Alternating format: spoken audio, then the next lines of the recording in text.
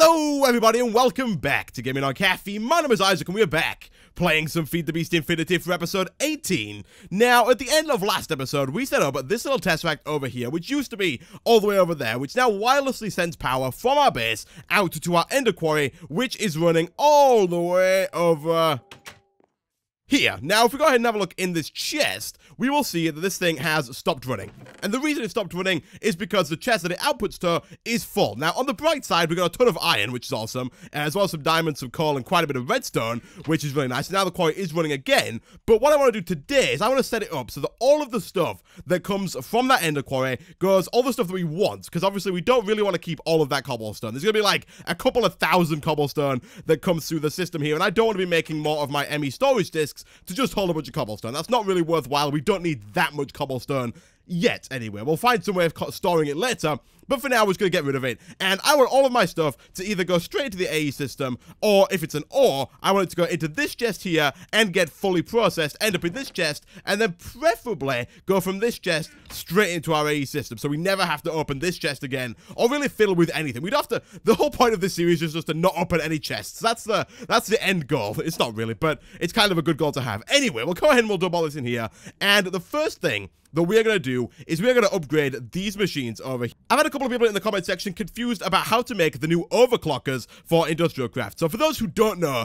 overclockers are basically little add-ons like the ejector upgrade that go in these slots over here and they increase the speed at which the macerator works. Now bear in mind they do also increase the power consumption, much like the capacitors that we put into the alloy smelter last episode. Kind of similar to this thing, but the overclockers are a little bit trickier to make. If we go ahead and type in overclocker like so, and have a look on this thing. I don't think there's actually a limit to how many of these you can put in. You can put as many as you want in, I believe, although there might be a cap at 60. I'm not too sure, but you'll see it says decreases power time by 70%, but increases power by 160. So it's not a very efficient trade, but it does speed up your machines, which is pretty flippin' awesome. And in order to make it, you need 2 insulated copper cable, 1 electronic circuit, and then these 3 10K coolant cells, which the recipe for which has changed in recent versions of BiblioCraft 2. It used to be 4 tin, and then a coolant cell. And the coolant cell used to be made by just grabbing some water into an empty cell, and that would work just fine. However, things have changed and things are now a little bit different. So the first thing we need to do is make an empty cell in order to fill it with coolant. And the way we get an empty cell is by making ourselves a metal former, throwing some tin in there, and making sure the mode is set to extruding. So let's have a look real quick and see if we have what it takes to make a metal former. Fairly basic machine if you have all the stuff you need. For example, some bronze, which I think we do have. There we go. We made it last episode, as well as a hammer. And if we do something like this, and I'm just going to make all of these into plates and then into bronze item casing, and then we can go ahead and do something like this. No, we don't have any chests. Okay, that's fine. We can go ahead and do something like this. Grab 2 of those, and then we should, I think we might need a little bit more bronze. Yes, we do. Almost be able to do that. So one thing I have gone ahead and done since the end of last episode is grabbed a little bit more iron and processed that, because we were really low on iron at the end of last episode. We now have like 40-ish, which is still really not a lot, but we are at least capable to make some stuff. So we'll grab you again. We'll grab ourselves the hammer, and we'll do something like this. I think we just needed 3 more of these, so that should be more than enough. And then boom. Nice. We'll take that. We'll take a circuit. I think we already have a circuit. Basic iron casing is easy enough. And then combine that with some of these coils, which are also fairly simple if we have enough copper, which we don't. So we'll grab some more cutters, and we'll go ahead and do something like... And a little while later, once you've been through the extremely arduous process of getting yourself all the ingredients, you can make yourself a metal former. Nice. Now, let's go ahead and place this guy down. I think, actually, I'm going to place it down... I was going to say here, but I'm thinking actually here, because I don't really want to make any more copper pipes. This thing is going to get its power from the generator next to it. We should probably also upgrade our generator at some point to get more power, because right now, the 10 EU per tick that this thing is producing is probably not going to be enough to power all these, especially once we throw some upgrades in there and it gets to that 160% usage. Well, this is going to be nowhere near enough. But for now, this should be fine. And you'll notice that the metal former has a couple of modes, and this machine is actually really useful. It's going to be one that we're probably going to make multiple of throughout the series. series because it has a couple of modes: the extruding, the rolling, cutting, and extruding again. Rolling basically acts as the hammer, cutting basically acts as the cutters, and extruding is its own type of mode that we're going to use right about now to get ourselves some empty cells. So if we go ahead again and type in empty cell, this is the thing we're going to need, and to make it, all we need to do is throw one tin plate with the mode extruding on into the metal former, and we get 3 tin cells. So let's go ahead and do something like this. I'm going to make a few, because we are going to need we need 3 cells for each overclocker, so I'm going to throw a couple in there, because we do want at least 1 overclocker for our macerator and our electric furnace, possibly even a few. And then once we've got the empty cells, what we have to do now is make a machine that's kind of new to BiblioCraft. It was in quite a lot of versions, but no one ever really used it, and that is the canning machine. Now, the canning machine is used to make us the coolant cells that we're going to need. To make this thing, we need some tin item casing, we need another electric cell, which means I think we need a couple more of this stuff, which apparently we don't have, which is actually a real pain in the backside. And apparently we don't even have an axe either. Okay, let's go ahead and real quick make ourselves another Peridot axe. There we go. Do we have any sticks lying around? We do. Good stuff. Got 128. Lovely. That's from all the fences. We'll take this. We'll go cut down some more trees, and I'll be back in a second.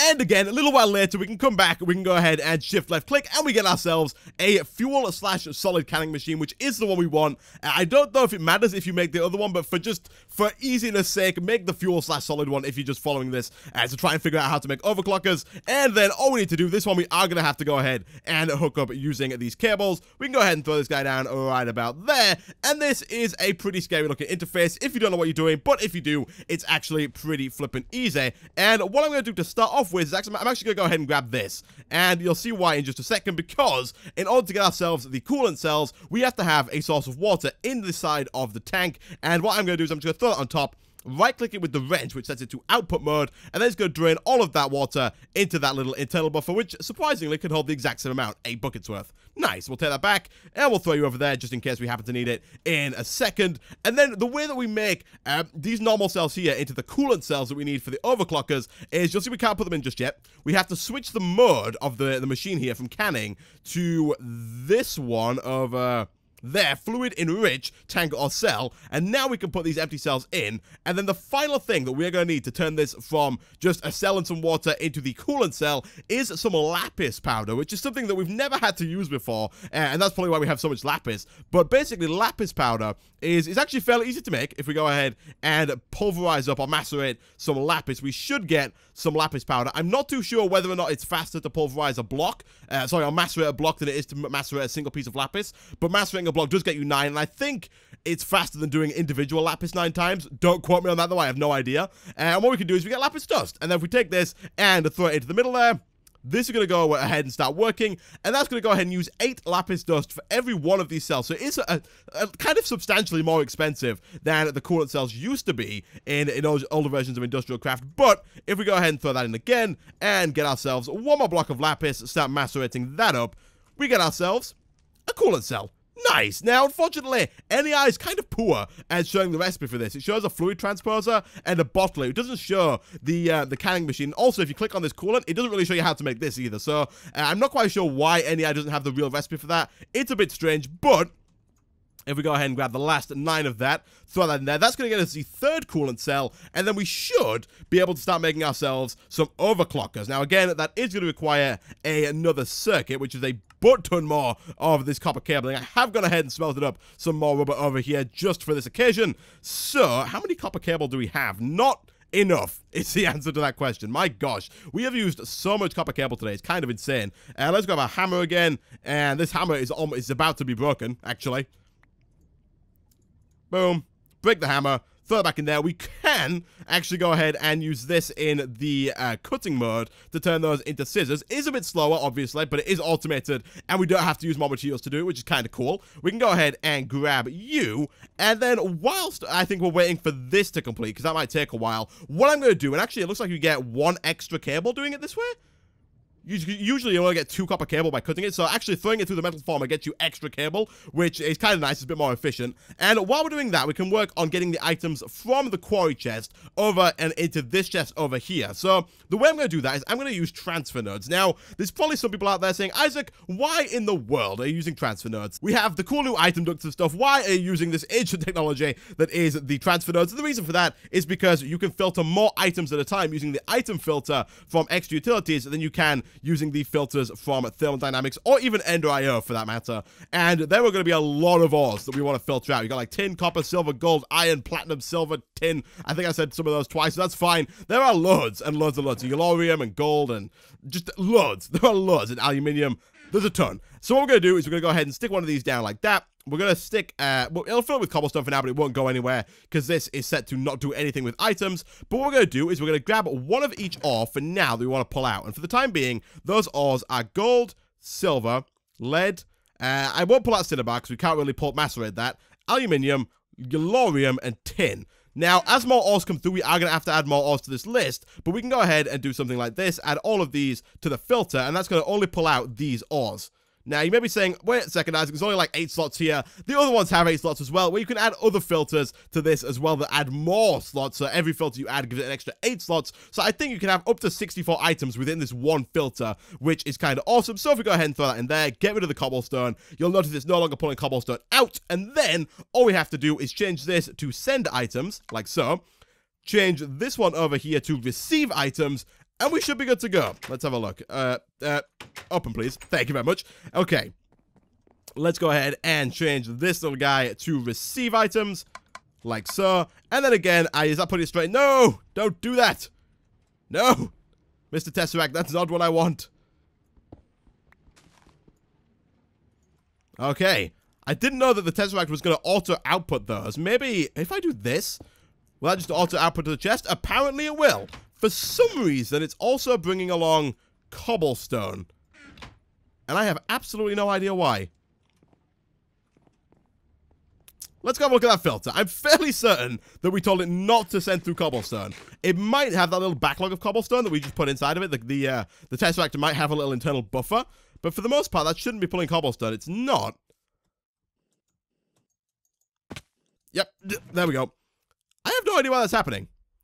Although what I will do is I'll go ahead and open this filter, get rid of all this stuff, and we're going to set another filter for cobblestone alone. We're going to put cobblestone there. We're going to go ahead and make another trash can that we're using for our items from the mob spawner, and we're going to have another transfer node that pulls out all the cobblestone and sends it directly into a trash can, because right now it's just backing up the chest, and we don't want to have it backed up. We never want it stopping. We want it running all the time, like with our mob farm. So, I don't know why I typed in tank for that.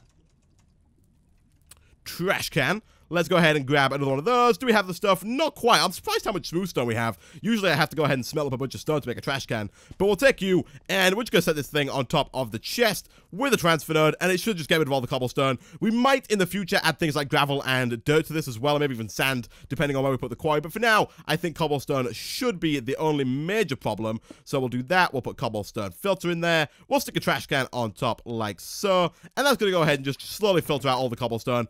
It's very, very slow. We could speed this up. I'm not going to do that just yet. We're just going to let that kind of run its course for now. Let's go and have a look and see if A, we're not getting any more cobblestone into our chest over here, and B, if all the rest of the ores have made it in okay. It looks like they have. We are still getting cobblestone, which is really annoying. Although it seems to have stopped there. No, it's not. Why are we getting cobblestone?